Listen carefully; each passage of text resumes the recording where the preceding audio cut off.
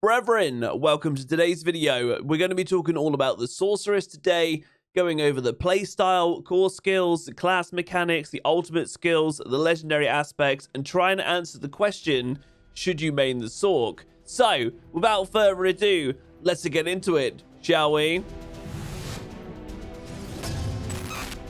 So guys, the first thing you need to know about is the Diablo 4 giveaway. You could win yourself a copy of the base game. It's very simple to join, link down in the description below. So, the Sorc. If you like to be able to control lightning, fire, cold, burn your enemies, freeze them, slow them, stun them with big numbers, massive AoEs, and also things like ice barrier and teleport, then the Sorc might just be for you. Primarily a range caster, you'll be able to utilize two-handed staves, a wand, dagger, or focus as your weapons, dealing that elemental damage. There's even a few summons you can do, but the class specialization is really interesting, so let's dive into that. This is called the enchantment system, and basically you unlock the first one at level 15 and the second slot at level 30, and it allows you to put your skills into these enchantment slots to gain extra passives. The good thing as well is you can still use the skill as an active if you want to, and a few examples of these skills are: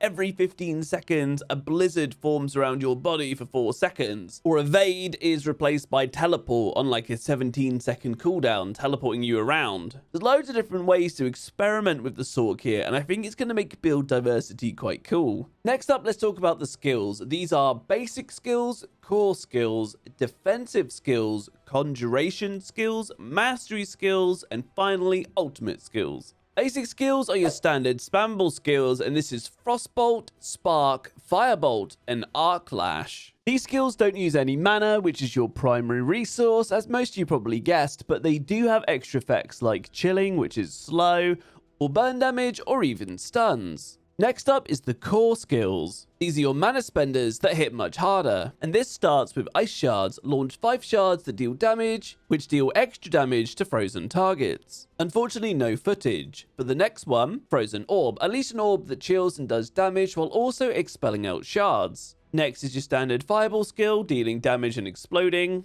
Then a really cool skill called Incinerate, which does more damage the longer you hit an enemy. Then Charge Bolts. Release 5 bolts of lightning that course along the ground in an erratic pattern. And lastly, Chain Lightning. Unfortunately, no footage of this, but we all know what Chain Lightning does. From this, we have our defensive skills. The first is Ice Armor. Form a barrier around you, absorbing damage, and also 10% of your cold damage is added to the barrier. Then we have Frost Nova, simply freezing enemies around you. Then Flame Shield. Engulf yourself in flames, burning enemies around you and becoming immune while it's active. And then lastly, Teleport, with no footage, but you can all guess what it does. Remember I said some summons? These are the conjuration skills. The first one being Ice Blades. Summon a sword that follows you for about 6 seconds, does a bit of damage when it hits, and makes enemies vulnerable. Then Lightning Spear. Conjure a bolt of lightning that seeks out enemies for about 6 seconds. And lastly, Hydra. Summon a 3-headed Hydra that shoots fireballs at enemies. Next is the mastery skills. These are some big hitters. You have Blizzard, which summons a blizzard, chilling enemies over 6 seconds.